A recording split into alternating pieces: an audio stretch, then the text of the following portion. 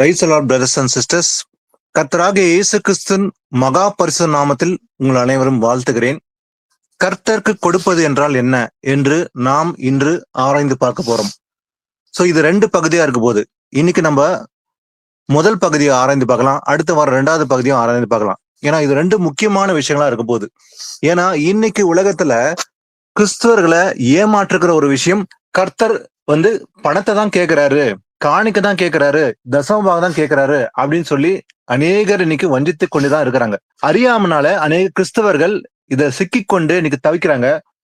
அவர்களை பயமுறுத்தி இன்னைக்கு காணிக்க தசமபாகம் சொல்லி ஏமாற்றி பணத்தை வாங்குற போதகர்கள் தான் நிறைந்து இருக்கிறாங்க. அதனால இந்த படிப்பினை கேட்கிற அத்தனை பேருக்கும் பிரயோஜனம் உள்ளதா இருக்க போகுது. வசனத்தின் நிமித்தமாக ஆராய்ந்து பார்க்கலாம். அதாவது கர்த்தர் என்னத்தை விரும்புகிறார், கர்த்தர் எதை கேட்கிறார், நாம் கர்த்தருக்கு என்ன கொடுக்க வேண்டும் என்று நாம ஒவ்வொன்றாக ஆராய்ந்து பார்க்க போறோம்.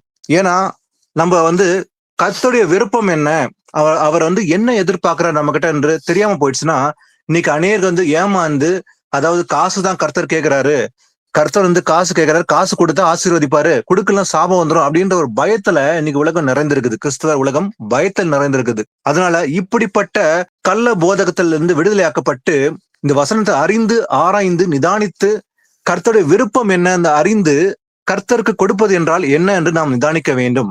சோ இதுல முக்கியமா ஒவ்வொரு பாயிண்ட்ஸா நம்ம பார்க்க போறோம். முதல்ல கர்த்தருடைய எதிர்பார்ப்பு என்ன, ரெண்டாவது நாம் கர்த்தருக்கு எதையாவது கொடுக்க வேண்டுமா, எதை கொடுக்க வேண்டும், தசபாகம் கொடுக்கிறது அவசியமா, அதே போல அதாவது கொடுத்தா ஆசீர்வாதம், கொடுக்காவிட்டால் சாபமா, அதே போல நாம் கொடுப்பதை நிறுத்த வேண்டுமா அப்படின்னு ஒவ்வொன்றா இந்த விஷயங்களை நம்ம ஆராய்ந்து பார்க்கலாம். சோ முதல்ல இன்னைக்கு இந்த முதல் பாகத்துல நாம கர்த்தருடைய எதிர்பார்ப்பு என்ன, நாம் கர்த்தருக்கு கொடுக்க வேண்டும் என்றால் அவர் என்ன நம்ம கிட்ட எதிர்பார்க்கிறாரு என்ற வசனத்தை முதல்ல நம்ம ஆரம்பிக்கலாம். முதல்ல மீகா 6ஆம் அதிகாரத்துல 8ஆம் வசனத்தை வாசிக்கலாம். மனுஷனே, நன்மை இன்னதென்று அவர் உனக்கு அறிவித்திருக்கிறார். நியாயம் செய்து இரக்கத்தை சிநேகித்து உன் தேவனுக்கு முன்பாக மனத்தாழ்மை நடப்பதை அல்லாமல் வேற எண்ணத்தை கர்த்தர் உன்னிடத்தில் கேட்கிறார். ஆமென். ஆமென். கர்த்தர் எதை கேட்கிறாராம்? ஆண்டவர் சொல்றாரு, நன்மை என்னதென்று அவர் உனக்கு அறிவித்திருக்கிறார். அப்படின்னா நமக்கு ஏற்கனவே அவர் அறிவித்திருக்கிறாராம். அப்ப நமக்கு தெரியாது என்று ஒருவன் சொல்ல முடியாது. ஏன்னா கர்த்தரே நமக்கு நன்மை என்ன என்று அறிவித்திருக்கிறாரா. எப்படிப்பட்ட நன்மை? நியாயம் செய்யணும், இரக்கத்தை சிநேகிக்க வேண்டும், தேவனுக்கு முன்பாக மனத்தாழ்மையை நடப்பதே அல்லாமல், நியாயம் செய்து இரக்கத்தை சிநேகித்து உன் தேவனுக்கு முன்பாக மனத்தாழ்மையை நடப்பதே அல்லாமல் வேற எண்ணத்தை கர்த்தர் உன்னத்தில் கேட்கிறார். வேற எதுவுமே கர்த்தர் கேட்கவில்லை. இந்த 3 விஷயம் நம்ம நிதானிக்க வேண்டும். முதல்ல நியாயம் செய்ய வேண்டும், இரக்கத்தை சிநேகிக்க வேண்டும், தேவனுக்கு முன்பாக மனத்தாழ்மையை நடக்க வேண்டும். இந்த மனத்தாழ்மையை நடந்தால்தான் கர்த்தருக்கு நாம் பிரியமா இருக்க வேண்டும், இல்லைங்களா? அப்போ இந்த 3 விஷயங்களும் நம்ம முக்கியமா தெரிஞ்சுக்கணும். கர்த்தர் எதிர்பார்க்கிற காரியம் நம்ம நியாயம் செய்ய வேண்டும். வாசிக்கலாம், எபேசியர் 2ஆம் அதிகாரத்துல 9-10 வாசிக்கலாம். ஒருவரும் பெருமை பாராட்டாதபடிக்கு இது கிரியையினால் உண்டானது அல்ல. ஏனெனில் நற்கிரியைகளை செய்கிறதற்கு நாம் கிறிஸ்து இயேசுவுக்குள் சிருஷ்டிக்கப்பட்டு தேவனுடைய செய்கையாய் இருக்கிறோம். அவைகளில் நாம் நடக்கும்படி அவர் முன்னதாக அவைகளை ஆயத்தம் பண்ணி இருக்கிறார். ஆமென். ஆமென். வசனம் சொல்கிறது, முன்னதாகவே அவர் ஆயத்தம் பண்ணி இருக்கிறாரா. எவைகளை? ஒருவரும் பெருமை பாராட்டாதபடிக்கு இது கிரியைகளினால் உண்டானதல்ல. ஏன்னா நற்கிரைகளை செய்வதற்கு, எதை செய்வதற்கு? நற்கிரைகளை செய்வதற்கு நாம் கிறிஸ்து இயேசுக்குள் சிருஷ்டிக்கப்பட்டிருக்கிறோம். எப்படி? தேவனுடைய செயலாய் இருக்கிறோம். அவையில் நாம் நடக்கும்படி இன்னைக்கல்ல, அவர் முன்னதாகவே அவைகளை ஆயத்தம் பண்ணி இருக்கிறார். அப்போ நம்ம நற்கிரைகளை செய்ய வேண்டும், தேவனுடைய எதிர்பார்ப்பு உண்டு. அந்த நற்கிரை செய்வதற்கு, அதுல நடக்க வேண்டும் என்பதற்காகவே அவர் முன்னதாகவே அவைகளை ஆயத்தம் பண்ணியிருக்கிறாராம். அப்போ நற்கிரைகளை செய்வது அவசியம் என்று பார்க்கிறோம். அடுத்த வசனம் வாசிக்கலாம். அதே போல இந்த நியாயம் செய்ய வேண்டும் என்று பார்த்தோம் இல்லைங்களா, இதுதான் கர்த்தருக்கு பிரியமான காரியம் என்று வாசிக்கலாம். ஏசாயா 61:8 வாசிக்கலாம். கர்த்தராகிய நான் நியாயத்தை விரும்பி கொள்ளை பொருளினால் இடப்பட்ட தகன பலியை வெறுக்கிறேன். நான் அவர்கள் கிரியையை உண்மையாக்கி அவர்களோட நித்திய உடன்படிக்கை பண்ணுவேன். ஆமென். ஆமென். கர்த்தராகிய நான், கர்த்தர் சொல்கிறார், நியாயத்தை விரும்புகிறேன். கர்த்தர் எதை விரும்புறாரா? நியாயத்தை விரும்புறார், இல்லையா? அப்ப நம்மிடத்தில் எதை எதிர்பார்க்கிறார்? ஏன்னா தேவன் நியாயம் விசாரிக்கிற தேவனா இருக்கிறார், நியாயம் செய்கிற தேவன். அப்ப நம்மளும் கூட அந்த நியாயத்தை செய்ய வேண்டும்னு அவர் விரும்புறார். நியாயத்தை விரும்பி கொள்ளை பொருள்களினால் இடப்பட்ட தகன பலியை வெறுக்கிறேன். அப்போ பலி செலுத்துதல், தகன பலி, காணிக்க, தசபாகம் இதெல்லாம் பழைய ஏற்பாட்டு காலத்துல மோசே மூலம் கொடுக்கப்பட்டு இருந்தது. ஆனாலும் கூட கர்த்தர் சொல்கிறார், நான் அதை வெறுக்கிறேன். இப்படிப்பட்ட தகன பலியை வெறுக்கிறேன். எதை? கொள்ளை பொருள்களினால் இடப்பட்ட தகன பலி. ஏன்னா அவங்க அதை செஞ்சாங்க இஸ்ரேல் மக்கள், அதை வெறுக்குன்னு கர்த்தரே சொல்லுகிறார். அப்போ நான் அவர்கள் கிரியைகளை உண்மையாக்கி அவரோட நித்திய உடன்படிக்கை பண்ணுவேன். அப்போ கர்த்தருடைய விருப்பம் என்னன்னு பாத்தீங்கன்னாக்கா, அன்னைக்கும் சரி இன்னைக்கும் சரி அவர் நியாயத்தை விரும்புகிற தேவனா இருக்கிறார். அப்போ நம்மிடத்தில் அந்த நியாயத்தை விரும்புகிறார். வாசிக்கலாம், நீதிமொழிகள் 21:3 வாசிக்கலாம். பலியிடுவதை பார்க்கிலும் நீதியும் நியாயமும் செய்வதே கர்த்தருக்கு பிரியம். ஆமென். எது கர்த்தருக்கு பிரியமா இருக்குதா? நல்ல தெளிவாக வசனம் சொல்கிறது, பலியிடுவதை பார்க்கிலும். அப்போ பழைய ஏற்பாட்டு காலத்துல பலி செலுத்தினார்கள். ஏன்னா ரத்தம் சிந்துதல் இல்லாமல் பாவ மன்னிப்பு இல்லை. அப்போ ஒரு ரத்தம் சிந்தப்பட்டாதான் பாவ மன்னிப்பு உண்டு என்று பழைய ஏற்பாட்டு காலத்துல பார்க்கிறோம் இல்லைங்களா? ஒரு ஆடோ மாடோ பலி செலுத்த வேண்டும். அந்த பலி செலுத்தினதான் அது கூட வருஷம் பலி செலுத்த வேண்டும். பாவங்களுக்காக நாம் அல்ல, ஆசாரன் பலி செலுத்துவான். ஆனா அதை விட கர்த்தர் சொல்றாரு, பலியிடுவதை பார்க்கிலும் நீதியும் நியாயமும் செய்வதே கர்த்தருக்கு பிரியம். அப்போ வருஷம் ஒரு மனுஷனுடைய பாவங்களுக்காக பலி செலுத்த வேண்டும். ஆனா அதை விட கர்த்தர் எது எதிர்பார்க்கிறாங்க, எது பிரியமா இருக்கிற கர்த்தருக்கு? நீதியும் நியாயமும் செய்வதே. தேவ நீதியை அறிந்து நியாயம் செய்தா கர்த்தருக்கு பிரியமா இருப்போம். இது கர்த்தருக்கு பிரியம் என்று நாம் நிதானிக்கிறோம். அதே போல இந்த இரக்கம், இன்னைக்கு கர்த்தர் எதிர்பார்க்கிற காரியம், நாம் இரக்கம் உள்ளவர்களா இருக்க வேண்டும் இல்லைங்களா? இதுவும் கர்த்தருக்கு பிரியமானது. வாசிக்கலாம், மத்தேயு 5:7 இரக்கமுள்ளவர்கள் பாக்கியவான்கள், அவர்கள் இரக்கம் பெறுவார்கள். ஆமென். ஆமீன். இரக்கம் உள்ளவர்கள் பாக்கியவான்கள். அப்ப யார் பிளெஸ்டா? those who are merciful. இரக்கம் உள்ளவர்கள் பாக்கியவான்களா இருப்பாங்க. ஏன்னா தேவன் இரக்கம் உள்ளவரா இருந்தார் இல்லையா? நம்ம மேல எவ்வளவு இரக்கம் உள்ளவரா இருந்தாரு, அதே போல நாமும் இரக்கம் உள்ளவர்களா இருக்க வேண்டும். அப்போ அவங்கதான் பாக்கியவான்களா, அவர்கள் இரக்கம் பெறுவார்கள். அப்ப நாம் இரக்கம் உள்ளவர்களா இருந்தோம்னா அதே போல இரக்கத்தை நாமும் பெறுவோம் என்று ஏசப்பா சொல்றாருங்க. இரக்கம்னா என்ன? இதுக்கு நல்ல ஒரு உதாரணம் பார்க்கும்போது, அந்த லூக்கால 10 வாசிக்கும் போது நல்ல சமாரியனை பத்தி நமக்கு நல்லாவே தெரியும் இல்லையா? நல்ல சமாரியனை பத்தி இயேசு கிறிஸ்து அந்த ஊமையை பேசும்போது, அந்த ஊமை சொன்ன பிறகு, முடித்த பிறகு ஆண்டவர் ஒரு கேள்வியை கேட்கிறார். இப்படி இருக்க கள்ளர் கையில் அகப்பட்டனுக்கு இந்த 3 பேரில் எவன் பிறனாய் இருந்தான்? உனக்கு எப்படி தோன்றுகிறது அப்படின்னு கேட்கும்போது அவன் நல்லாவே சொல்றான், அவனுக்கு இரக்கம் செய்தவனே இல்லைங்களா? அப்போது இயேசு அவனை நோக்கி, நீயும் போய் அந்தபடியே செய். அப்போ இரக்கம் செய்வது கர்த்தருக்கு பிரியமான காரியம். அப்போ நாமும் கூட இரக்கம் செய்ய வேண்டும். அது கிரியையினால் காண்பிக்க வேண்டும். ஆனா இரக்கம் என்றால் அது மாம்சம் சொல்ற உணர்ச்சினால் வருகிற காரியம் அல்ல, அல்லது எமோஷனால இல்ல எக்ஸைட்மெண்ட்னால ஒரு மாம்ச அன்பினால் வருகிற காரியம் அல்ல. கர்த்தருக்குள்ள இருக்கிற அந்த இரக்கம் நமக்குள்ள இருக்க வேண்டும். இயேசு கிறிஸ்து இந்த பூமியில இருக்கும்போது இரக்கம் உள்ளவரா இருந்தார் இல்லைங்களா? அவர் நன்மை செய்கிறார், சுற்றி திரிந்தார். அப்ப நாமும் கூட அதே போல இரக்கம் உள்ளவர்களா இருக்க வேண்டும் என்று தேவனும் விரும்புகிறார். வாசிக்கலாம், மத்தேயு 9:13. பலியை அல்ல இரக்கத்தையே விரும்புகிறேன் என்பதின் கருத்து இன்னதென்று போய் கற்றுக்கொள்ளுங்கள். நீதிமான்களை அல்ல பாவிகளையே மனம் திரும்புகிறதற்கு அழைக்க வந்தேன் என்றார். ஆமென். ஆமென். பாருங்க, ஏசப்பா சொல்றாரு, பலியை அல்ல இரக்கத்தையே விரும்புகிறேன் என்பதின் கருத்து என்னதென்று போய் கற்றுக்கொள்ளுங்கள் சொல்லி அவங்கள பார்த்து சொல்றாரு. ஏன்னா இந்த பரிசேயர்கள் ஏதாவது ஒரு குற்றத்தை கண்டுபிடிக்க வேண்டும் என்று விரும்புற அந்த காரியத்தை செய்து கொண்டிருந்தார்கள். கை கழுவாம சாப்பிடுறாங்க, இந்த காரியங்கள் செய்யறாங்க அப்படின்னு எப்போதாவது ஒரு குற்றத்தை கண்டுபிடிக்க வேண்டும் என்று இந்த பரிசோட வேலையா இருந்தது. ஆனா அதுக்குதான் ஏசப்பா சொல்றாரு, அவங்கள பார்த்து சொல்றாரு, அதாவது பலியே அல்ல இரக்கத்தையே விரும்புகிறேன் என்பதின் கருத்து என்னதென்று போய் கற்றுக்கொள்ளுங்கள் சொல்லி அவங்களை பார்த்து சொல்றாரு. ஏன்னா நீதிமான்களே அல்ல பாவிகளே மனம் திரும்புவதற்கு அழைக்க வந்தேன். இயேசு கிறிஸ்து எதுக்காக இந்த பூமிக்கு வந்தார்? நீதிமான்காக வரல இல்லையா? யாருக்காக வந்தார்? பாவிகளை மனம் திரும்புவதற்காக அழைக்கவே அவன் இயேசு கிறிஸ்து இந்த பூமிக்கு வந்தாராம். நாம எல்லாம் ஒரு காலத்துல பாவிகளா இருந்தோம், பாவத்தில் விழுந்திருந்தோம், நமக்காகத்தான் இயேசு கிறிஸ்து வந்தார். அப்போ பாவம் செய்த அத்தனை மனுஷர்களும் அந்த பாவத்தில் விடுதலையாக்கப்பட்டு தேவ நீதியை அடைந்து இந்த ரட்சிப்பை அடைய வேண்டும் என்பதே கர்த்தருடைய சித்தமா இருந்தது. அப்ப இரக்கத்தை விரும்புகிறேன். அப்ப கர்த்தர் எதை விரும்புறாரா? இரக்கத்தை விரும்புற தேவனா இருக்கிறார். அதை கற்றுக்கொள்ளுங்கன்னு சொல்லி அவங்களை பார்த்து சொல்றாரு. அப்ப நாமும் அந்த இரக்கத்தை கற்றுக்கொள்ள வேண்டும். வாசிக்கலாம், ஓசியா 6:6 வாசிக்கலாம்.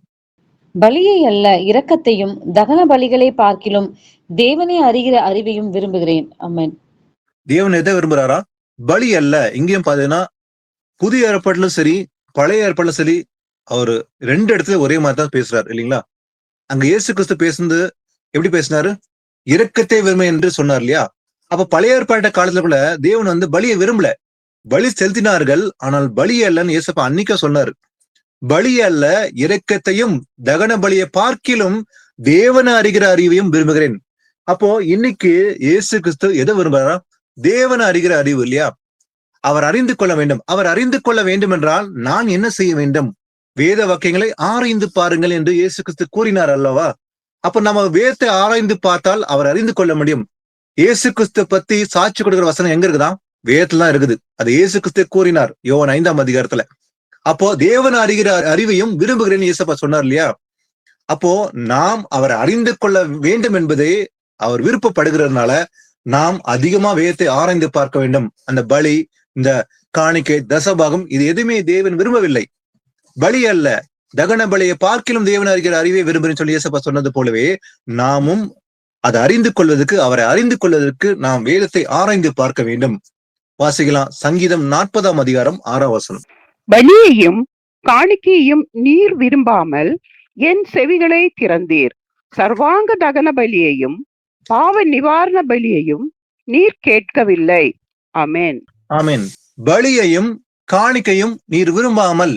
அப்போ கர்த்தர் பலி செலுத்துது இல்ல காணிக்கை கேட்கறது இதெல்லாம் ஆண்டவர் சொன்னாரா? அதை விரும்பவே இல்லைன்னு சொல்லி இயேசப்பா சொல்றாரு இல்லையா? அப்போ இன்றைக்கு போதகர்கள் காணிக்கை செலுத்த வேண்டும், அதே போல தசபாகம் செலுத்த வேண்டும் என்று சொல்லும் போது நாம் இந்த வசனத்தை ஆராய்ந்து நிதானிக்க வேண்டும். பலியும் காணிக்கையும் நீர் விரும்பாமல், அவர் விரும்பவே இல்லை. விரும்பாத காரியத்தை நாம் ஏன் செய்ய வேண்டும்? விரும்பவில்லைன்னு சொல்லி ஆண்டவர் சொல்றாரு இல்லையா? அப்போ என் செவிகளை திறந்தீர், சர்வாங்க தகன பலியும் பாவ நிவாரண பலியும் நீர் கேட்கவில்லை. கர்த்தர் கேட்டாரா? கேட்கவில்லை என்றால் எழுதப்பட்டிருக்கு இல்லையா? தகன பலி, பாவ நிவாரண பலி இதெல்லாம் செலுத்தினாங்க, ஆனா அது கேட்கவே இல்லை. அப்ப இன்னைக்கு காணிக்கை கேட்கிறாரா? கண்டிப்பா இல்லை இல்லையா? வாசிக்கலாம். எபேசர் 5ஆம் அதிகாரம் 2ஆம் வசனம். கிறிஸ்து நமக்காக தம்மை தேவனுக்கு சுகந்த வாசனையான காணிக்கையாகவும் பலியாகவும் ஒப்பு கொடுத்து நம்மில் அன்பு கூர்ந்தது போல நீங்களும் அன்பிலே நடந்து கொள்ளுங்கள். ஆமேன். ஆமேன். பாருங்க, புதிய ஏற்பாட்டுல பாக்குறோம், கிறிஸ்து நமக்காக தம்மை தேவனுக்கு சுகந்த வாசனையான காணிக்கையாகவும் அதே போல பலியாகவும் ஒப்பு கொடுத்து நம்மில் அன்பு கூர்ந்தது போல. எப்படி ஒப்பு கொடுத்தாரு? அவரு தன் ஜீவனை நமக்காக ஒப்பு கொடுத்தாரு இல்லையா? ஒரு காணிக்கையாக, சுகந்த வாசனையாக, பலியாகவும் தம்மை ஒப்பு கொடுத்தார். அடிக்கப்படுகிற ஆட்டை போல் அவர் வாய் திறவாதிருந்தார் இல்லையா? சிலுவையிலே தன் ஜீவனை கொடுத்தார் இல்லையா? அப்ப நமக்காக தம்மை தேவனுக்கு சுகந்த வாசனையான காணிக்கையாகவும் பலியாகவும் ஒப்பு கொடுத்து நம்மில் அன்பு கூர்ந்தார். இயேசு கிறிஸ்து நம்ம இப்படி அன்பு கூர்ந்தது போலவே நீங்களும் அன்பிலே நடந்து கொள்ளுங்கள். அப்ப கர்த்தர் விரும்புற காரியம் என்ன? அவர் நமக்காக பலியாக ஒப்பு கொடுத்தார் இல்லையா? காணிக்கையாக ஒப்பு கொடுத்தார், தன் ஜீவனே கொடுத்தார் இல்லையா? அப்போ அதே போலதான் நாமும் நீங்களும் அன்பிலே நடந்து கொள்ள வேண்டும். அன்பிலே நடந்து கொள்ள வேண்டும் இயேசப்பா சொன்னார் இல்லையா? அதற்கான அர்த்தத்தை பார்க்கலாம். 1 யோவான் 5:3 வாசிக்கலாம். நாம் தேவனுடைய கற்பனைகளை கை கொள்வதே அவரிடத்தில் அன்பு கூறுவதாம். அவருடைய கற்பனைகள் பாரமானவைகளும் அல்ல. ஆமென். ஆமென். இயேசு கிறிஸ்து நமக்காக தன் ஜீவனே கொடுத்தாரு. பலியாக, காணிக்கையாக தன் சரீரத்தை நமக்காக ஒப்பு கொடுத்து ஜீவனை கொடுத்தார் இல்லையா? அப்ப நாம என்ன பண்ண வேண்டுமா? அன்பு செலுத்த வேண்டும். நாம் தேவனுடைய கற்பனைகளை கை கொள்வதே அவரிடத்தில் அன்பு கூறுவதாம். அப்ப இயேசு கிறிஸ்து மேல நாம் எப்படி அன்பு கூறுகிறோம்? அவருடைய கற்பனை கை கொள்ளும் போது நாம் இயேசு மேல அன்பு வைக்கிறோம். அவருடைய கற்பனைகள் பாரமானகள் அல்ல. இதுக்கு ஒப்பான இன்னொரு வாசிக்கலாம். 2 யோவான் 1:6 வாசிக்கலாம். நாம் அவருடைய கற்பனைகளின்படி நடப்பதே அன்பு. நீங்கள் ஆதி முதல் கேட்டிருக்கிறபடி நடந்து கொள்ள வேண்டிய கற்பனை இதுவே. ஆமேன். ஆமேன். நீங்கள் ஆதி முதல் கேட்டிருக்கிறபடி நடந்து கொள்ள வேண்டிய கற்பனை இதுவே. அப்ப ஆதி முதல் கேட்டு நடந்து கொள்ள வேண்டிய கற்பனை எதுவா? நாம் அவருடைய கற்பனையின்படி நடப்பதே அன்பு. அப்போ இதுதான் உண்மையான அன்பா? எது? அவருடைய வசனப்படி நாம் கை கொண்டு நடப்பதுதான் அன்பா இல்லையா? அப்ப கற்பனையின்படி நடப்பது அன்பு சொல்லும் போது அப்ப தேவன் எதை விரும்புறாரு? நாம் அவருடைய கற்பனையை கை கொள்ள வேண்டும். பணமோ பொருளோ ஆஸ்தியோ இல்ல எந்த ஒரு காரியத்தையும் கர்த்தர் கேட்கவில்லை. அவருடைய கற்பனையின்படி நடப்பதே அன்புன்னு இயேசப்பா கேட்கிறார் இல்லையா? அப்போ தேவன் விரும்புகிற காரியம் நாம் அவருடைய கற்பனையின்படி நடக்க வேண்டும். அடுத்தது வாசிக்கலாம். இப்போ அடுத்த பகுதியில நாம இன்னொரு முக்கியமான விஷயத்தை அறிஞ்சுக்கணும். அடுத்தது, இப்போ நிறைய பேர் இந்த உலகத்துல ஏமாற்றுற ஒரு காரியம் என்ன பாத்தீங்கன்னாக்கா, இந்த டைத்திங் அண்ட் ஆஃபரிங், தசமபாகம், காணிக்கை, இது கொடுக்க வேண்டும், இது கொடுத்தால்தான் அந்த ஆசீர்வாதம் அப்படின்னு ஒவ்வொரு வாரமும் தொடர்ந்து சபைகளை போதிக்கிறாங்க. ஆனா இது உண்மையா இல்லையான்னு சொல்லி நிறைய வசனங்கள் இருக்குது. அதை நம்ம ஒவ்வொன்றாக ஆராய்ந்து பார்க்கலாம். முதல்ல லேவியராகமம் 27ஆம் அதிகாரத்துல 30ஆம் வசனத்தை வாசிக்கலாம். தேசத்திலே நிலத்தின் வித்திலும் விருட்சங்களின் கனியிலும் தசம பாகம் எல்லாம் கர்த்தருக்கு உரியது, அது கர்த்தருக்கு பரிசுத்தமானது. ஆமென். ஆமீன். உண்மைதான். கர்த்தர் தான் கட்டளையாக தசமபாகம் கொடுக்க வேண்டும் என்று கட்டளை கொடுத்தார். அது உண்மைதான். பாருங்க, தேசத்திலே நிலத்தின் வித்திலும், எதுலையா? நிலத்தின் வித்திலும் விருட்சங்களின் கனியிலும், வித்து கனின்னு சொல்லி எழுதப்பட்டிருக்கு இல்லையா? அப்போ இந்த வித்திலும் கனியிலும் என்ன பண்ணுமா? தசபாகம் எல்லாம் கர்த்தருக்குரியது, அது கர்த்தருக்கு சொந்தமானது. இதுல தேசத்தின் நிலத்தில இருக்கிற வித்திலும் விருட்சங்களின் கனியும் அது எல்லாம் கர்த்தருக்குரியது, அது கர்த்தருக்கு பரிசுத்தமானு சொன்னாரு. கர்த்தர் தான் தசபாகம் கேட்டாரு, கொடுக்க வேண்டும் சொல்லி. ஆனா பழைய ஏற்பாட்டு காலத்துல இது கட்டளையா கொடுத்தாரு. இதுக்கு இன்னொரு வசனம் வாசிக்கலாம். இதுலயே 34ஆம் வசனத்தை வாசிக்கலாம். இஸ்ரவேல் புத்திரருக்கு சொல்லும்படி கர்த்தர் சீனாய் மலையில் மோசேக்கு விதித்த கட்டளைகள் இவைகளே. ஆமென். நல்லா கவனிங்க. 30ஆம் வசனத்துல நம்ம வாஸ்தோம், அதாவது நிலத்தின் வித்து விருட்சத்தின் கனின்னு சொல்லி இதெல்லாம் தசபாகம், இது கர்த்தருக்கு உரியது. ஆனா இது கர்த்தருக்கு கொடுக்கணும் இல்லையா? அப்போ இது யாருக்கு கட்டளை போட்டாராம்? வசனம் தெளிவா இருக்குது. 34ஆம் வசனத்துல இஸ்ரவேல் புத்திரருக்கு சொல்லும்படி, யாருக்கா? இஸ்ரேல் மக்களுக்கு சொல்லும்படி கர்த்தர் சீனாய் மலையில் மோசேக்கு விதித்த கட்டளைகள் இவைகளே. அப்ப மோசே கட்டளையா கொடுத்தது கர்த்தர் தான். யாருக்கு சொல்ல வேண்டுமா? இஸ்ரேல் புத்திரருக்கு சொல்லும்படி இது கட்டளை ஆண்டு கொடுத்தாரு. அப்ப தசபாகம் கொடுக்க வேண்டும் என்று கட்டளை போட்டது யாருக்கா? இஸ்ரேல் மக்களுக்கு சொல்லி பாக்குறோம் இல்லைங்களா? வாசிக்கலாம். அடுத்தது, இன்னைக்கு நிறைய பேரு ஒரு முக்கியமான விஷயத்தை வச்சுட்டு பேசுவாங்க. இதுன்னு பாத்தீங்கன்னா இந்த மல்கியா புத்தகத்துல எழுதப்பட்ட வசனம் இல்லைங்களா? ஆனா இந்த மல்கியா புத்தகத்துல வஞ்சித்தீர்கள் சொல்லி அதனால நீங்க வஞ்சிக்கிறீங்க, எனக்கு காசு பணம் கொடுக்கணும், அதனால நீங்க இயேசு கிறிஸ்துவ வஞ்சிக்கிறேன்னு சொல்லி ஏமாற்றுவாங்க. இதற்கான அர்த்தத்தை நாம் புரிஞ்சுக்கலாம். வாசிக்கலாம். முதல்ல மல்கியா 3ஆம் அதிகாரம் 9-10 வாசிக்கலாம். நீங்கள் சபிக்கப்பட்டவர்கள், ஜனத்தாராகி நீங்கள் எல்லோரும் என்னை வஞ்சித்தீர்கள். என் ஆலயத்தில் ஆகாரம் உண்டாயிருக்கும்படி தசம பாகங்களை எல்லாம் பண்டகசாலையிலே கொண்டு வாருங்கள். அப்பொழுது நான் வானத்தின் பலகணிகளை திறந்து இடம் கொள்ளாமல் போகும் மட்டும் உங்கள் மேல் ஆசீர்வாதத்தை வர்ஷிக்க மாட்டேனோ என்று அதனால் என்னை சோதித்து பாருங்கள் என்று சேனைகளின் கர்த்தர் சொல்லுகிறார். ஆமேன்.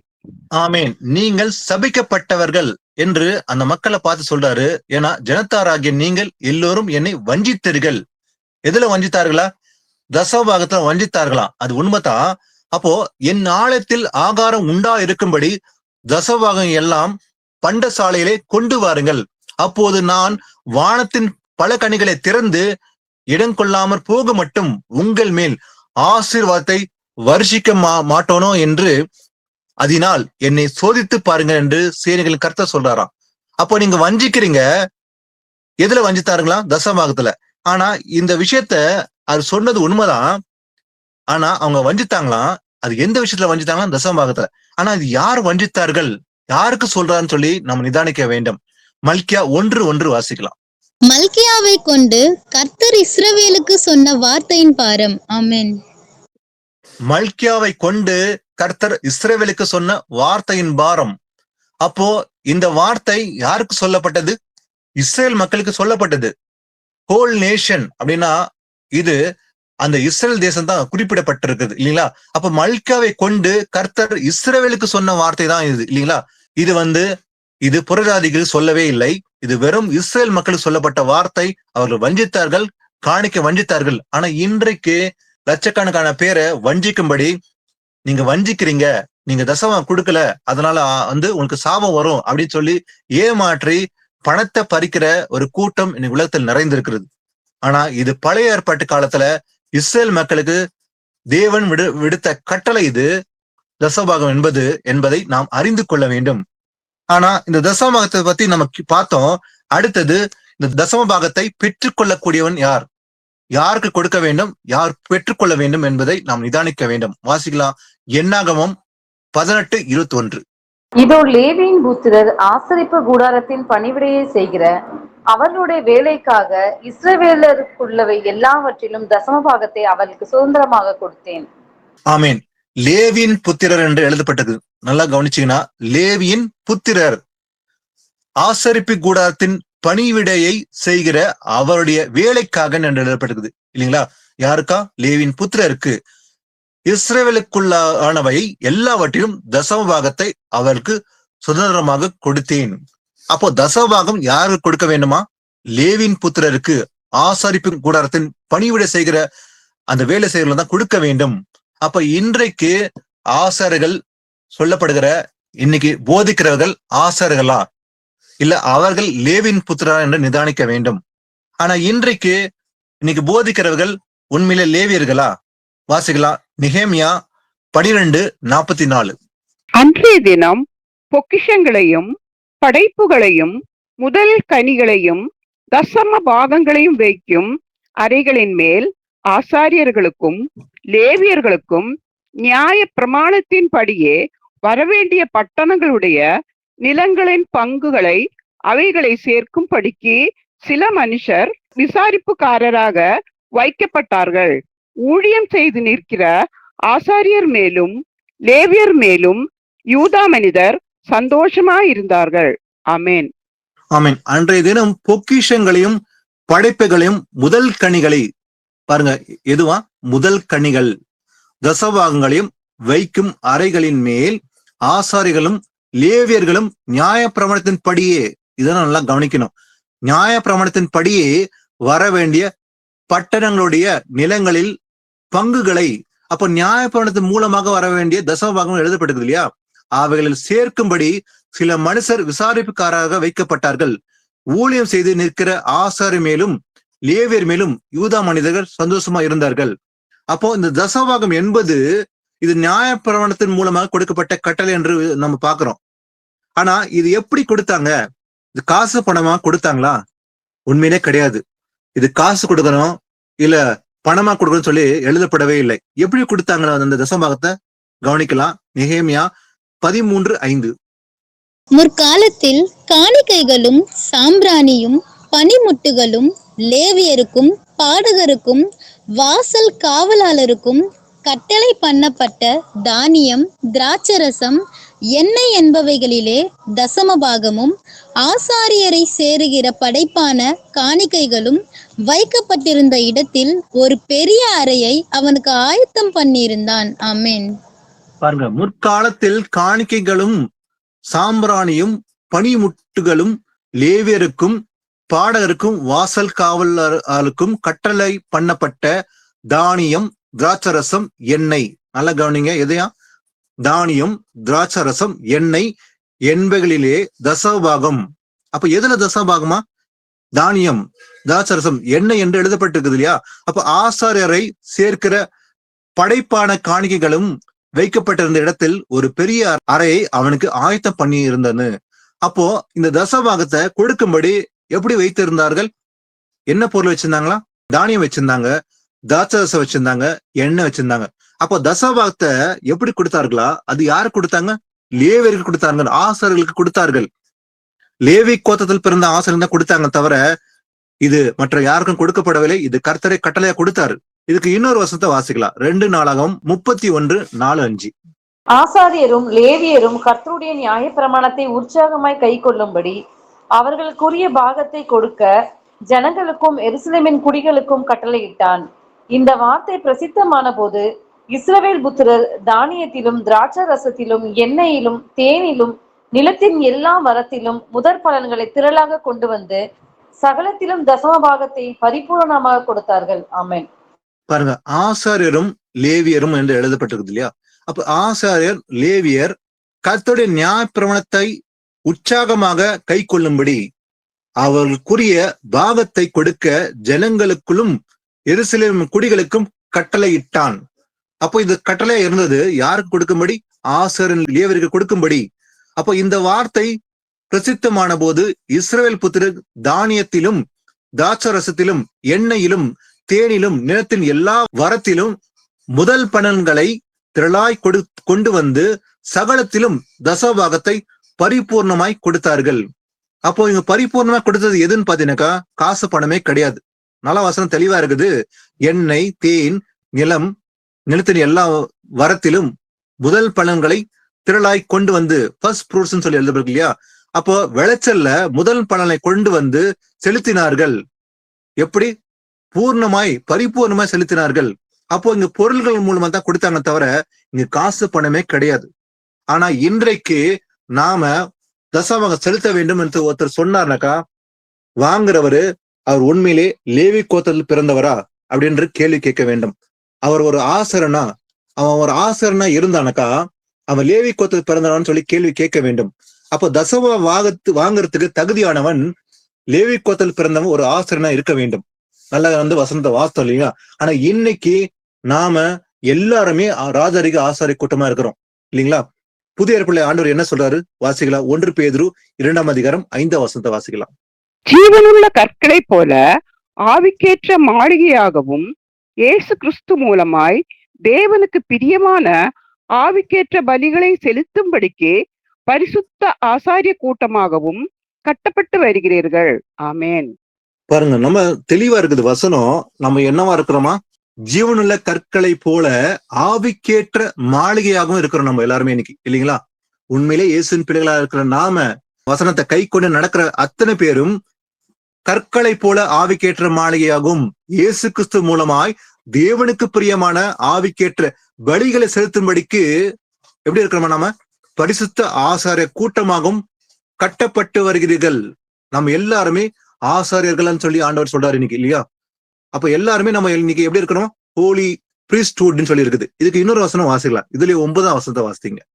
நீங்களோ உங்களை அந்தகாரத்தினின்று தம்முடைய ஆச்சரியமான ஒளியின் இடத்திற்கு வரவழைத்தவருடைய புண்ணியங்களை அறிவிக்கும்படிக்கு தெரிந்து கொள்ளப்பட்ட சந்ததியாயும் ராஜரீகமான ஆசாரிய கூட்டமாயும் பரிசுத்த ஜாதியாயும் அவருக்கு சொந்தமான ஜனமாயும் இருக்கிறீர்கள். ஆமென். நாம எப்படி இருக்கிறோமா இன்னைக்கு?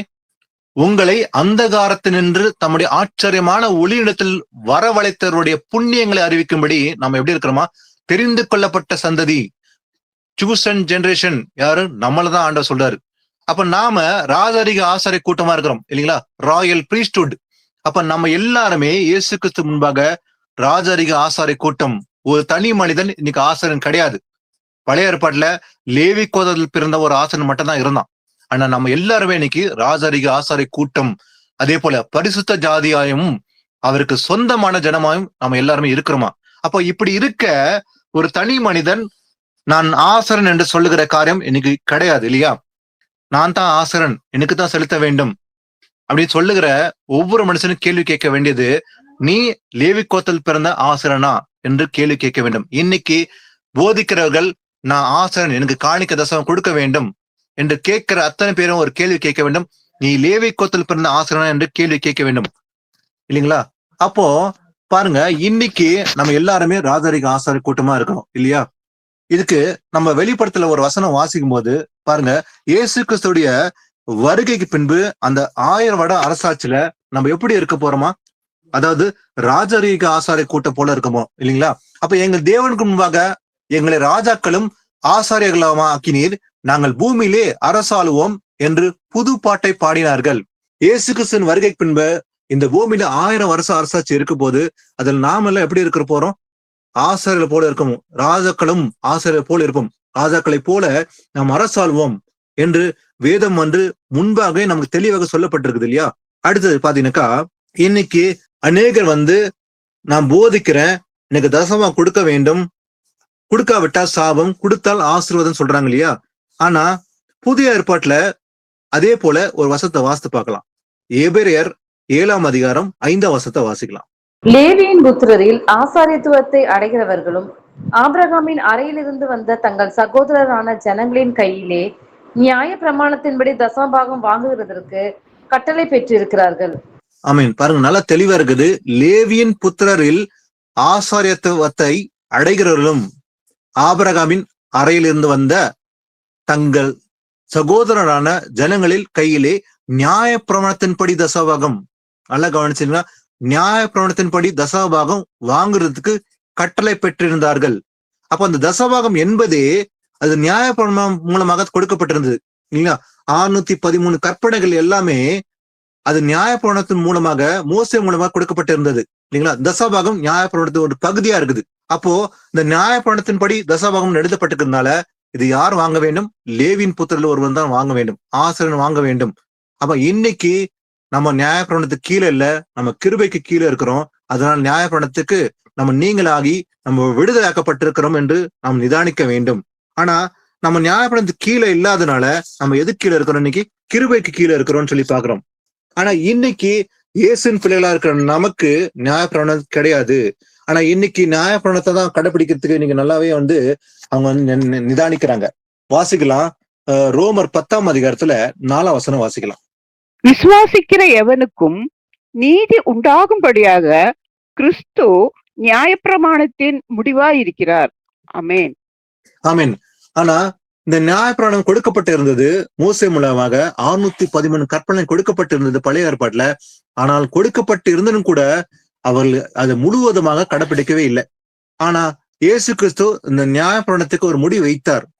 வசனம் சொல்லுகிறது, விசுவாசிகர் எவனுக்கும் நீதி உண்டாகும்படியாக கிறிஸ்து நியாயப்பிரமாணத்தின் முடிவா இருக்கிறார். அப்போ இந்த நியாயப்பிரமாணத்துக்கு முடிவா இருக்கிறது எது? கிறிஸ்து தான் நியாயப்பிரமாணத்துக்கு முடிவா இருந்தார் இல்லையா? எப்படி அவர் சிலுவையில் அறையப்பட்டு தன் ஜீவனை கொடுத்த பிறகு நியாயப்பிரமாணத்துக்கு முடிவு வந்தது. நாம் நியாயப்பிரமாணத்துக்கு கீழே இல்ல, நாம் எல்லோரும் கிருபைக்கு கீழே இருக்கிறோம் என்று நிதானிக்க வேண்டும். வாசிக்கலாம். அதே போல பாத்தீங்கன்னா ரோமர் 13:10 வாசிக்கலாம். அன்பானது பிறனுக்கு பொல்லாங்கு செய்யாது, ஆதலால் அன்பு நியாயப்பிரமாணத்தின் நிறைவேறுதலாய் இருக்கிறது. ஆமென். பாருங்க, இந்த நியாயப்பிரமாணம் நிறைவேறலா இருக்குது. அப்போ அந்த நியாயப்பிரமாணம் எது நிறைவேற்றுமா? அதாவது அன்பானது பிறனுக்கு பொல்லாங்கு செய்யாதான், ஆதலால் அன்பு நியாயப்பிரமாணத்தின் நிறைவேறுதலா இருக்குது. அப்ப நியாயப்பிரமாணத்தை எப்படி நிறைவேற்றும்? அன்பினாலதான். அப்ப இந்த அன்புன்ற ஒன்று மூலமாக நியாயப்பிரமாணத்தை நம்ம நிறைவேற்றுகிறோம். இதுல பாத்தீங்கன்னா 8ஆம் வசனத்துல பார்க்கும்போது, ஒருவரிடத்தில் ஒருவர் அன்பு கூறுகிற கடனை இல்லாமல் மற்றொன்றிலும் ஒருவனுக்கும் கடன் படாதிருங்கள். ஏன்னா பிறரிடத்தில் அன்பு கூறுகிறவன் நியாயப்பிரமாணத்தை நிறைவேற்றுகிறான். அப்ப நாம 613 கற்பனைகளை கை கொள்ளணுமா? கண்டிப்பா அவசியமில்லை. அப்ப எதை கை கொள்ள வேண்டும்? ஒருவரிடத்தில் ஒருவர் அன்பு கூற வேண்டும். பிறரிடத்தில் அன்பு கூறுகிறவன் நியாயப்பிரமாணத்தை நிறைவேற்றுகிறான். அப்ப நாம இந்த அன்பு செலுத்தணும்னாக்கா நம்ம என்ன செய்யறோமா? நியாயப்பிரமாணத்தை நிறைவேற்றுகிறோம். அப்ப இன்னைக்கு நாம் நியாயப்பிரமாணத்துக்கு கீழே இல்ல, நம்ம கிருபைக்கு கீழே தான் இருக்குன்னு சொல்லி வசனம் தெளிவா இருக்குது. வாசிக்கலாம். கலாத்தியர் 5:14 வாசிக்கலாம். உன்னிடத்தில் நீ அன்பு கூறுவது போல பிறனிடத்திலும் அன்பு கூறுவாயாக என்கிற இந்த ஒரே வார்த்தையிலே நியாயப்பிரமாணம் முழுவதும் நிறைவேறும். ஆமென். ஆமீன். பாருங்க, நல்ல தெளிவா இருக்குது. நியாயப்பிரமாணம் முழுவதும் நிறைவேறுமா? எது மூலமாக? உன்னிடத்தில் நீ அன்பு கூறுவது போலவே பிறனிடத்தில் அன்பு கூறுவாயாக, இதை கை கொண்டா போதும் என்கிற இந்த ஒரே வார்த்தையினாலே நிறைவேற்றப்பட்டிருக்குது இல்லையா? அப்ப இந்த ஒரே வார்த்தையினாலே நியாயப்பிரமாணம் முழுவதும் நிறைவேறும். அப்ப நாம நியாயப்பிரமாணத்தை கடைபிடிக்க வேண்டிய அவசியமே இல்ல. இது ஒண்ணுதான் செய்யணுமா? என்ன செய்யணுமா? உன்னிடத்தில் நீ அன்பு கூறுவது போலவே பிறனிடத்தில் அன்பு கூற வேண்டும். இது ஒண்ணு செஞ்சாலே போதும் இல்லையா? அப்ப நான் நியாயப்பிரமாணத்தை முழுவதும் நிறைவேற்றுகிறேன் என்று அர்த்தம். கலாத்தியர் 2:16 வாசிக்கலாம். நியாயப்பிரமாணத்தின் கிரியைகளினாலே எந்த மனுஷனும் நீதிமானாக்கப்படுவது இல்லையே. ஆமென். பாருங்க, நியாயப்பிரமாணத்தை நான் கடைபிடிக்க வேண்டும் அப்படி சொன்னாங்கன்னா வசனம் சொல்லுது நியாயப்பிரமாணத்தின் கிரியைகளினாலே. அப்போ நியாயப்பிரமாணத்தின் கிரியை செய்ய வேண்டும் என்று செஞ்சாங்கன்னாக்கா எந்த மனுஷனும் நீதிமானாக்கப்படுவதில்லை. அப்போ நான் ஒரு மனுஷன் நீதிமானாக்கப்பட வேண்டும் என்பதற்காக அவன் நியாயப்பிரமாணத்தை செய்யலாமா? கூடாது. வசனம் தெளிவா இருக்குது. அப்போ ரோமர் 3லயே அதுதான் பாக்குறோம். ஒரு மனுஷன் எப்படி நீதிமானாக்கப்படுகிறான்? அதனால் மனுஷன் நியாயப்பிரமாணத்தின் கிரியைகளினால் அல்ல, விசுவாசத்தினாலே நீதிமானாக்கப்படுகிறான் என்று தீர்க்கிறோம். அப்போ ஒரு மனுஷன் நியாயப்பிரமாணத்தின் கிரியையினால் கிடையாது, விசுவாசத்தினாலேயே நீதிமானாக்கப்படுகிறான். அப்போ நாம எல்லாருமே நியாயப்பிரமாணத்தின் மூலமாக நீதிமான் ஆகிறது, விசுவாசனால நாம எல்லாரும் எப்படி இருக்கிறோமா, நீதிமாக்கப்பட்டிருக்கிறோம். அடுத்தது முக்கியமான விஷயம், இந்த நியாயப்பிரமாணம் எப்படி பத்தி ஒரு விஷயம் பாத்தீங்கன்னாக்கா, இது நுகத்தடின்னு சொல்லி எழுதப்பட்டிருக்குது இல்லைங்களா. இந்த நுகம் என்று சுமத்தினார்கள் சொல்லி அங்க பேதர் கூட ஒரு விஷயத்த சொல்றாரு, வாசிக்கலாம். அப்போஸ்தலர் 15:9-10. விசுவாசத்தினாலே அவர்கள் இருதயங்களை அவர் சுத்தமாக்கி நமக்கும் அவர்களுக்கும் யாதொரு வித்தியாசமும் இராதபடி செய்தார். இப்படி இருக்க நம்முடைய பிதாக்களாலும் நம்மாலும் சுமக்க கூடாதிருந்த நுகத்தடியை சீஷர் கழுத்தின் மேல் சுமத்துவதினால் நீங்கள் தேவனை சோதிப்பானேன். ஆமென்.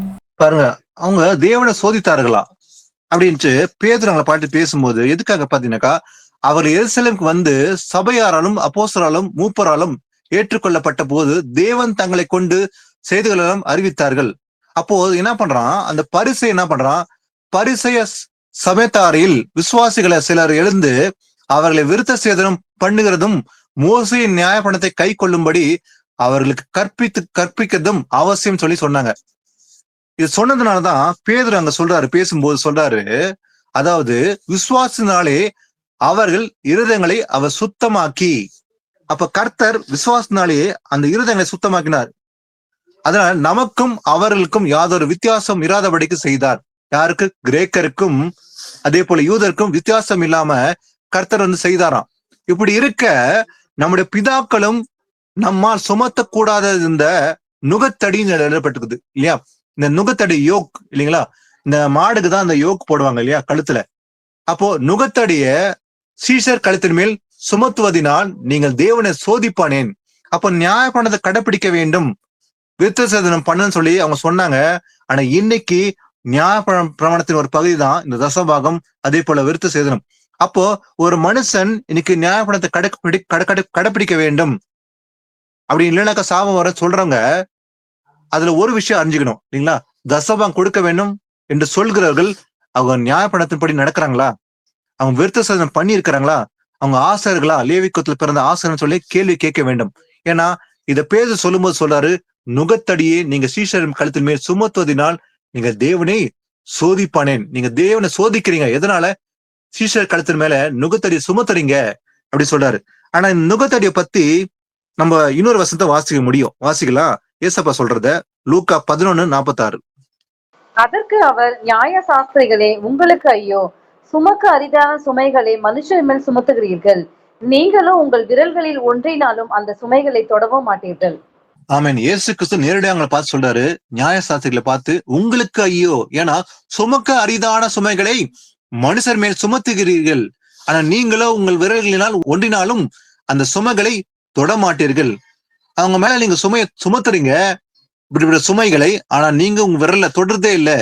ஆனா அவங்க என்ன செஞ்சாங்க, சுமைகளை புறதாரி கூட விருத்த சேதனம் பண்ண வேண்டும் அப்படின்னு ஒரு சுமை வச்சாங்க. அதான் முந்தின வசனம் வாஸ்தவம் இல்லைங்களா. நுகத்தடி தேவனை வஞ்சித்தார்கள் அப்படின்னு சொல்லி பார்த்தோம். அடுத்தது இந்த ஸ்ரீசேஷம் என்பதே இலவசம் சொல்லி பாக்குறோம் இல்லையா. இது காசு கொடுத்து விலை கொடுத்து வாங்க முடியாது. ஆனா இன்னைக்கு விலை கொடுத்து வாங்கும்படி ஸ்ரீசேஷம் விற்கிறாங்க இன்னைக்கு இல்லைங்களா. காசு கொடுங்க, அப்பதான் வந்து நாங்க உங்களுக்கு அறிவிப்போம். ஒரு சில இடங்களை பாத்தீங்கன்னா பைபிள் ஸ்டடின்னு எடுக்கிறாங்களாம் சில சபையில. அந்த பைபிள் ஸ்டடி அட்டென்ட் பண்றதுக்கு இவ்வளவு கட்ட வேண்டும், ஒரு 1000 ரூபாய் கட்டுங்க, இது ஒரு மாசம் இருக்கும் பைபிள் ஸ்டடி. ஆனா ஸ்ரீசேஷம் இலவசம், அது ஒருவரும் விற்கவும் கூடாது அப்படின்னு வசனம் இருக்குது, வாசிக்கலாம். மத்தேயு 10:8. வியாதி உள்ளவர்களை சொஸ்தமாக்குங்கள், குஷ்டரோகிகளை சுத்தம் பண்ணுங்கள், மரித்தோரை எழுப்புங்கள், பிசாசுகளை துரத்துங்கள், இலவசமாய் பெற்றீர்கள், இலவசமாய் கொடுங்கள். ஆமென். நல்ல தெளிவாக ஏசப்பா சொல்றாரு, வியாதி உள்ளவர்களை சொஸ்தமாக்குங்கள். அது ஒரு கட்டளை. நாம் அத்தனை பேரும் அந்த அதிகார இயேசு நாமத்தினால ஒருத்தர் வியாதியை சுகப்படுத்த முடியும். சொஸ்தமாக்குங்கள் சொல்லி ஏசப்பா கொடுத்தாரு இல்லையா, இதான் செய்ய வேண்டும். அதே போல குஷ்டரோகிகளை சுத்தம் பண்ணுங்கள், மரித்தோரை எழுப்புங்கள், பிசாசுகளை துரத்துங்கள் என்று யாருக்கு சொல்றாரு? அவருடைய பிள்ளைகளுக்கு தான் சொல்றாரு. இது ஒரு தனி மனுஷனுக்கு சொல்லல, அத்தனை பேரும் அவர் நாமத்தை தரித்திருக்கிற அத்தனை பேரும் அவருடைய பிள்ளைகளுக்கு தான் சொல்றாரு. பிசாசுகளை துரத்துங்கள், இலவசமாய் பெற்றீர்கள், இலவசமாய் கொடுங்கள். அப்ப சுவிசேஷம் இலவசம் இல்லைங்களா. காஸ்பல் அறிவிக்கிறது நம்முடைய கடமை. ஒரு போதகன் மட்டும் அறிவிக்க வேண்டிய அவசியம் இல்லை. நம்ம அத்தனை பேருமே நம்முடைய கடமை சுவிசேஷம் அறிவிப்பது. அதே போல அது இலவசம் இல்லையா? இலவசமா நீங்க பெற்றிருக்கிறீங்க. அதே போல இலவசமாய் கொடுங்கள். அப்ப வியாதியை சுகப்படுத்துறது, சுத்தம் பண்றது, மரித்தோரை எழுப்புறது, பிசாசு துரத்துறது, இதெல்லாம் இலவசமா செய்யணும். ஆனா இன்னைக்கு இதெல்லாம் செய்யறதுக்கே காசு வாங்குறாங்க. ஜெபம் பண்ண உடனே கைகளை நீட்டுறாங்க இல்லைங்களா? சில இடங்களை பாத்தீங்கன்னா காசு கொடுக்கறது அவங்களே கை நீட்டுறாங்க ஜெபம் பண்ண முடித்த உடனே. அப்ப இதெல்லாம் இலவசம், இது காசு கொடுத்து வாங்கக்கூடாது. இதுக்கு இன்னொரு வசனம் வாசிக்கலாம். 1 கொரிந்தியர் 9:18. ஆதலால் எனக்கு பலன் நான் சுவிசேஷத்தை பிரசங்கிக்கையில் அதை பற்றி எனக்கு உண்டாயிருக்கிற அதிகாரத்தை முற்றிலும் செலுத்தாமல் கிறிஸ்துவின் சுவிசேஷத்தை செலவில்லாமல் ஸ்தாபிப்பதே எனக்கு பலன். ஆமென். ஆமென்.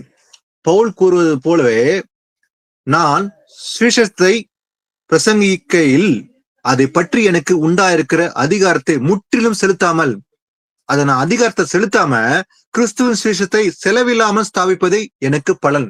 எது பலனா? கிறிஸ்துவின் சுவிசேஷம் செலவில்லாமல் ஸ்தாபிக்க வேண்டும். காசு இல்லாம, காசு பணம் கொடுக்காம வாங்காம ஸ்தாபிப்பதே எனக்கு பலன் சொல்லி பவுலும் கூறுகிறார் இல்லையா? அப்ப இன்னைக்கு காசு பணத்துக்காக சுவிசேஷத்தை விற்கிறாங்கன்னு சொல்லி நம்ம நல்லாவே புரிஞ்சுக்க முடியும். ஆனா இந்த ரட்சிப்பு கூட இலவசம் இல்லையா? ரட்சிப்பு கூட இலவசம். வாசிக்கலாம். எபேசியர் 2:8-9. கிருபையினாலே விசுவாசத்தை கொண்டு ரட்சிக்கப்பட்டீர்கள்.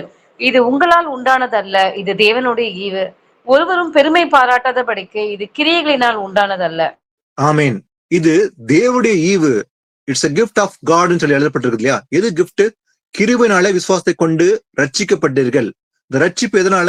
கிருபையினால்தான். எந்த கிருபை? தேவ கிருபையினால தான் ரட்சிப்பு உண்டு. இது உங்களால் உண்டானது கிடையாது, இது தேவனுடைய ஈவு இல்லையா? அதனால ஒருவரும் பெருமை பாராட்டாதபடிக்கு இது கிரியையினால் உண்டானதல்ல. அப்ப நம்ம ரட்சிப்பு என்பது நம்ம செய்கிற கிரியையினால் அல்ல, கிரியைகளை செய்ய வேண்டும். ஆனா அந்த ரட்சிப்பு என்ற கிரியையினால் கிடையாது, இது கிருபையினால் தான் உண்டுன்னு சொல்லி பாக்குறோம். ஆனா இது கூட நமக்கு இலவசம் சொல்லி பாக்குறோம் இல்லைங்களா? அடுத்தது முக்கியமா இன்னைக்கு 2 பொருளுக்கு நம்ம ஊழியம் செய்ய முடியாது சொல்லி ஏசப்பா சொல்றாரு. ஒண்ணு உலகத்துக்கும் ஒண்ணு தேவனுக்கும் நம்ம ஊழியம் செய்ய முடியாது. உண்மையான ஊழியக்காரன் 2 இடத்துல அவன் விசுவாசமா இருக்க முடியாது. நான் இயேசு கிறிஸ்துக்கு விசுவாசமா இருக்கிறேன், உலகத்துக்கு விசுவாசம் இருக்கிறேன்னு சொல்லி ஒரு ஊழியக்காரன், உண்மையான ஊழியக்காரன் சொல்ல முடியாது. அதுக்கு இயேசு கிறிஸ்துவ ஒரு வசனம் சொல்றாரு. வாசிக்கலாம். மத்தேயு 6:24.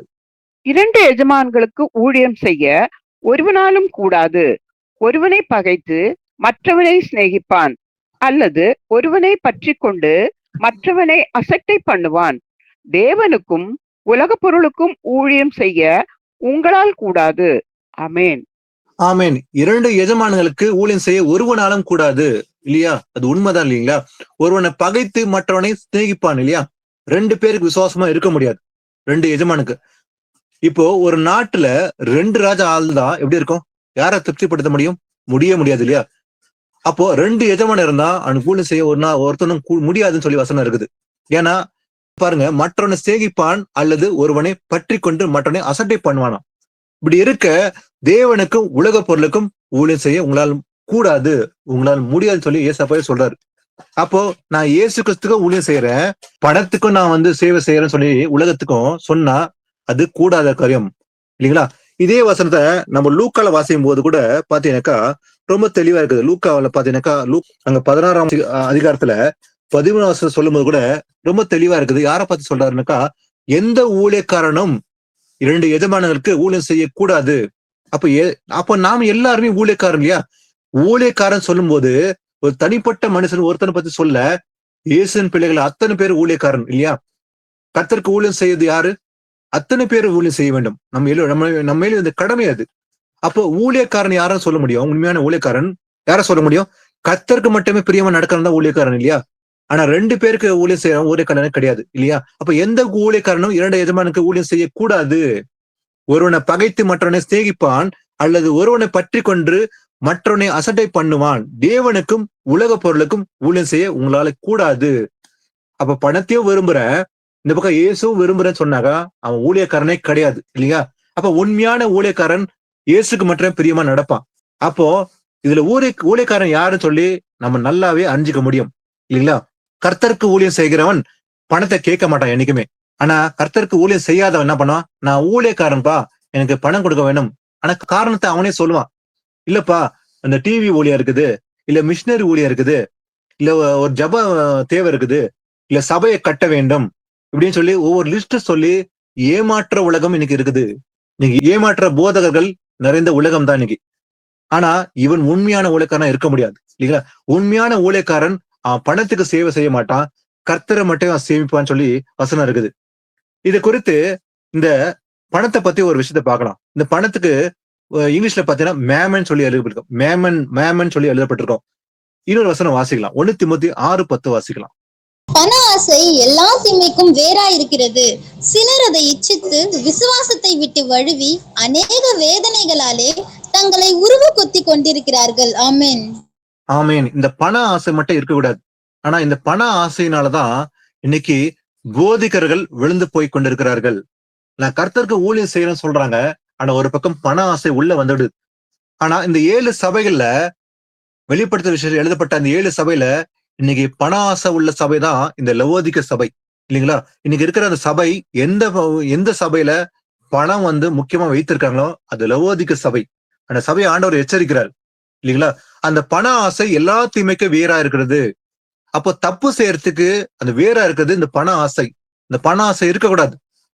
அப்போ சிலர் அதை இச்சித்து விசுவாசத்தை விட்டு வழுவி, சில பேர் அதை இச்சித்தனால விசுவாசத்தை விட்டு விழுந்து போகிறார்கள், வழுவி அநேக வேதனைகளாலே தங்களை உருவ குத்தி கொண்டிருக்கிறார்கள். இந்த பண ஆசை எல்லாத்துக்கும் ஒரு காரணமா இருக்க போகுது இல்லைங்களா? பண ஆசை இருக்கக்கூடாது. ஆனா இன்னைக்கு பணம் வேண்டும் சொல்லிதான் இன்னைக்கு கர்த்தருடைய நாமத்தை கொண்டு இன்னைக்கு பணம் சம்பாதிக்கிற அநேக கூட்டமே இருக்குது. பணம் கொடுத்தாதான் ஆசீர்வாதம், இது கர்த்தரே சொன்னா சொல்லி பொய் சொல்றாங்க சில பேர். இதற்காகவே ஒரு கூட்டம் இருக்குது இல்லைங்களா? நீங்க பணம் அனுப்புங்க, நான் ஜெபிக்கிறோம், உங்க நன்மை உண்டாகும். அதுக்காக ஒரு ஸ்கீம்ஸ கூட வைப்பாங்க. ஒரு ஸ்கீம், பிளெஸிங் ஸ்கீம்ஸ் சொல்லுவாங்க, இல்ல ஃபேமிலி ஸ்கீம் அப்படின்னு வச்சிருக்க.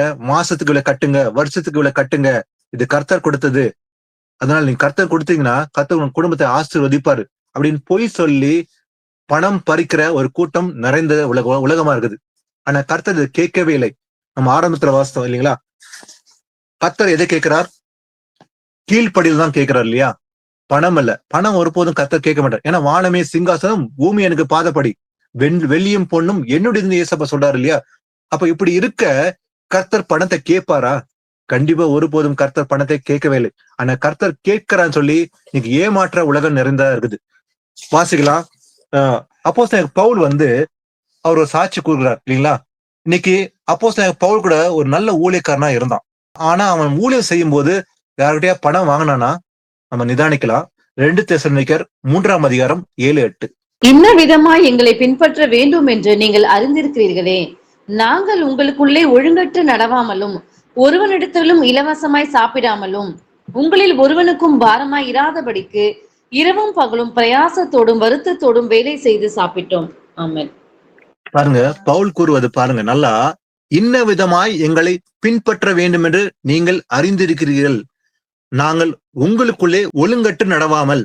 பவுல் சாட்சி சொல்றாரு இல்லையா? ஒழுங்கற்றவெல்லாம் நாங்க நடக்கவே இல்லை உங்களுக்குள்ள சொல்லிட்டு சொல்றாரு. ஒருவனிடத்திலும் இலவசமாய் சாப்பிடாம, என்ன சொல்றாரு பவுல்? ஒருத்தங்கிட்ட கூட நான் பிரியா சாப்பிடவே இல்லை, சாப்பிடாமலும் உங்களுக்கு ஒருவனுக்கும் பாரமா இராதபடிக்கு நான் என்ன செய்யறேன்? இரவும் பகலும் பிரயாசத்தோடும் வருத்தத்தோடும் வேலை செய்து சாப்பிட்டோம். பவுல் நல்லா தெளிவா சாட்சி கொடுக்கிறார்.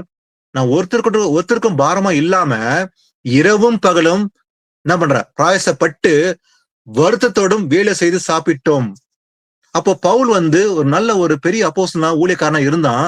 ஆனா எப்படி சொல்றான்? நான் ஒருத்தருக்கும் பாரமா இல்லாம, யார்கிட்டையும் காசு வாங்காம, பணம் வாங்காம நான் என்ன பண்றேன்? பிரயாசப்பட்டு வருத்தத்தோட வேலை செய்து சாப்பிட்டோன்னு சொல்லி சாட்சி கொடுக்குறான். ஆனா உண்மையான ஊழியக்காரர்கள் நம்ம நிதானிக்கணும். இன்னைக்கு அவங்க காசு வாங்குறாங்களா இல்ல காசு வாங்காம ஊழியம் செய்யறான்னு சொல்லி நிதானிக்கணும்.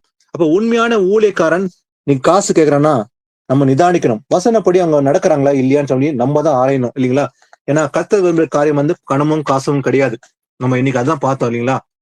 இந்த முதல் பகையில நம்ம இன்னைக்கு பார்த்தது அதுதான் இல்லைங்களா? காசு பணம் கர்த்தர் கேட்டாரா இல்லையா? இல்ல தசபாகம் இருந்தது பழைய ஏற்பாட்டுல ஆண்டவர் தான் கொடுத்தார் கட்டளை. யாரு கொடுத்தார்? லேவி கோத்தல் பிறந்த ஆசனுக்கு தான். அப்ப லேவி கோத்தல் பிறந்த ஒரு ஆசன் மட்டும்தான் தசபாகம் பெற்றுக்கொள்வதற்கு தகுதியானவன். அது கூட காசு பணமா இல்ல, எண்ணெய் கனிகள் என்று பார்த்தோம். நிலத்தின் விச்சத்தின் கனிகள், எண்ணெய் இல்லையா? இப்படிதான் கொடுத்தாங்க. எல்லாம் பொருளா கொடுத்தாங்க, தவிர அவங்க யாருமே காசு பணம் கொடுக்கவே இல்லை. ஆனா வாங்குறவன் லேவி கோத்திரத்துல பிறந்த ஒரு ஆசன் மட்டும் தான் வாங்க வேண்டும் கர்த்தரை கட்டளை கொடுத்தார். அப்ப அப்படிப்பட்டவனுக்கு தான் கொடுக்க வேண்டும். அந்த காலத்துல அது இஸ்ரேல் மக்கள் கொடுக்கப்பட்ட கட்டளை இருந்தது. புதிய ஏற்பட்ட கட்டளை இருக்கிற நாம வந்து இன்னைக்கு கிறிஸ்தவர்கள் என்ற பெயர் பெற்ற நாம் எப்படிப்பட்டலாம் இருக்கிறோம்? நம்ம வந்து லேவி கோத்துல பிறந்த ஆசிரியர் இல்ல, அதே போல நாம் புறஜாதி கிறிஸ்தவனா இருக்கிறோம். அதனால நாம அந்த நியாயப்படத்துக்கு கீழே இல்ல, நம்ம கிருபைக்கு கீழே பட்டிருக்கிறோம். அப்ப தேவன் விரும்புற காரியம் என்ன? நம்ம மீக 6:8 வாசித்தோம் இல்லைங்களா? நன்மை இன்னதென்று அவர் உனக்கு அறிவித்திருக்கிறார். நன்மை செய்ய வேண்டும், இதுதான் தேவன் பிரியப்படுகிறார் இல்லையா? அப்ப நியாயம் செய்ய வேண்டும், இரக்கத்தை சிநேகிக்க வேண்டும். தேவனுக்கு முன்பாக மனத்தாழ்மை நடப்பதே அல்லாமல் வேற எண்ணத்தை கர்த்தர் உன்னது கேட்கிறார். அப்ப கர்த்தர் கேட்பதே மனத்தாழ்மை. ஏன்னா கர்த்தர் வந்து விரும்புகிற முதல் காரியம் மனத்தாழ்மை நடக்க வேண்டும். இயேசு கிறிஸ்து அவர் மனுஷகுமாரனா இருக்கும்போது கூட இந்த பூமியில அவர் தாழ்மையுடன் நடந்து கொண்டார். எது வரைக்கும்? சிலுவையில் மரண பரியும் அவர் தம்மை தாழ்த்தி நடந்து கொண்டார் இல்லையா? அப்ப இயேசு கிறிஸ்து தேவாதி தேவனே, அந்த கர்த்தாதி கர்த்தனே பரலோகத்தில் இறங்கி இந்த பூமியில வந்து மனுஷகுமாரனாக தம்மை முழுவதாக தாழ்த்தும் போது நாம் தாழ்த்தக்கூடாதா என்று நிதானிக்க வேண்டும். ஆனா இன்னைக்கு இயேசு கிறிஸ்து கேட்பது பணமும் பொருள் அல்ல. அப்ப இன்னைக்கு நம்ம பார்த்த விஷயங்களை நம்ம முதல் பகுதியில பார்த்தோம். பணமை கேட்கல, அவர் கீழ்ப்படுதல் தான் விரும்புறாரு. நியாயத்தை விசாரிக்க வேண்டும், இரக்கத்தை சிநேகிக்க வேண்டும், மனத்தாழ்மை நடந்து கொள்ள வேண்டும். அப்போ இன்னும் முக்கியமான விஷயத்த பார்த்தோம் இல்லைங்களா? இந்த 2வது பகுதியில அடுத்த வாரம் இன்னும் முக்கியமான பகுதியா இருக்க போகுது. அதாவது நாம் கர்த்தர் கொடுக்க வேண்டுமா வேண்டாமா? ஆனா உண்மையிலே கர்த்தர் கொடுப்பது நல்லதுதான். ஆனா எங்க கொடுக்க வேண்டும், யாருக்கு கொடுக்க வேண்டும், எப்போது என்று நாம் நிதானிக்க வேண்டும். அது முக்கியமான விஷயமா இருக்க போகுது. அதே போல கர்த்தர் கொடுப்பதை நாம் தொடர்ந்து செய்ய வேண்டுமா செய்யக்கூடாதா என்று ஒவ்வொரு காரியத்தை நிதானிக்கலாம். ஏன்னா இயேசு கிறிஸ்து வருகையின் போது ஒரு முக்கியமான விஷயத்தை ஆண்டவர் வந்து நியாய தீர்ப்பு நாள்ல ஒரு கேள்வி கேட்பார். அத அடுத்த வாரம் நம்ம நிதானிக்கலாம். ஏன்னா அந்த கேள்வி கேட்கும் போது நாம் எந்த பக்கம் நிக்கிறோம், வலது பக்கமா இடது பக்கமா என்று நாம் நிதானிக்க வேண்டும். சோ இன்னைக்கு ஏசப்பா இந்த முதல் பாகத்துல கர்த்தர் கொடுப்பது என்றால் என்ன என்று நிதானித்தோம். இந்த 2வது பகுதியை அடுத்த வாரம் நம்ம நிதானிக்கலாம், ஒரு முக்கியமான பகுதியை. ஏசப்பாக்கு நன்றி. ஆமென்.